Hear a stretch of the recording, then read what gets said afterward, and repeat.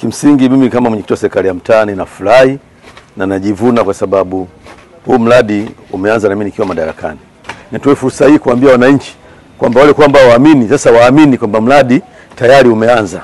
Wale ambao wanaleta maombi waje walete maombi kwa wingi ili mradi unapokamilika tu basi wananchi nakuwa rahisi kuunganishwa. Ujio wa mradi huu unakwenda kuondoa kero ya kunyonya maji machafu kwa nyumba za wananchi ambayo ilikuwa inawapa gharama kubwa sana. Niwashukuru sana DAWASA, lakini pia nimshukuru Mwenyezi Mungu kwa kuongoza DAWASA na kuwapa maono ya kutusikiliza sisi viongozi na wananchi wangu kwa ujumla kwamba tunahitaji mradi. Kwa kweli nimefurahishwa na huu mradi unaoendelea wa maji taka. Tutakuwa tena na changamoto ya kunyonya maji taka.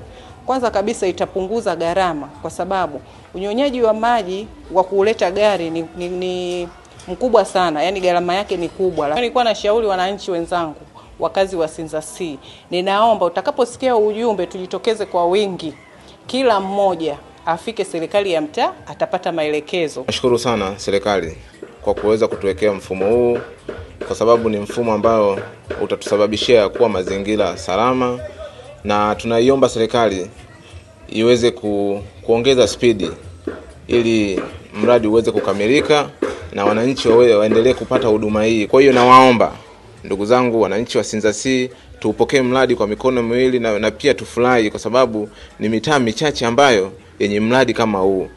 Mradi huu una mabomba ya aina mbili, una bomba la inchi 10 ambao ni kama main line na bomba la inchi 8 ambao ni sawa na distribution line kwa ajili ya kuwaunga wateja. Bomba hili lina takriban ya kilomita 4.2 na mradi una gharama isiyopungua milioni 700. Nategemea kuunga wateja kwa maana kaya 250 kwa eneo hili lote katika mitaa ifuatayo: mtaa wa Shebofu, mtaa wa Maneti, mtaa wa Sinza, mtaa wa Msafiri, mtaa wa Mwanza na mtaa wa Posta Maembe. Baada ya hapo tunategemea mradi huu utakuwa umeondoa tatizo la maji taka kwa sehemu kubwa, maana kiasili eneo la Sinza lina water table kubwa. Baada ya mradi huu kukamilika, hivi vyote vitakuwa safi, maeneo yote ya mazingira yatakuwa safi kabisa.